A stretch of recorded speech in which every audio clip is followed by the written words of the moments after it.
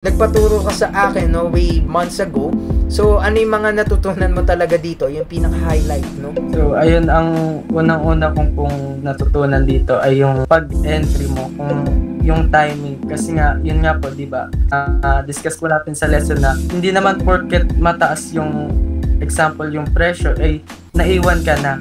Hindi naman ganun, or mababa, hindi ka nakapag ayun yung timing ng kung kailan dapat mag-entry at kung kailan dapat mag-close ng position. Ayun, meron pa, yung natutunan ko din ay yung mga simple terms like ng support and resistance, and then yung mga technical indicator na RSI, MACD. Yun, sir. Okay, so yun yung mga natutunan mo, no? But rather, ang pinaka-importante sa trading, sa dami nating insights sa sinabi mo, no, na napakaganda talaga, good. Ngayon, ang pinaka-insights dyan ng trading, it's not all about the lessons, but it is all about the mindset you have.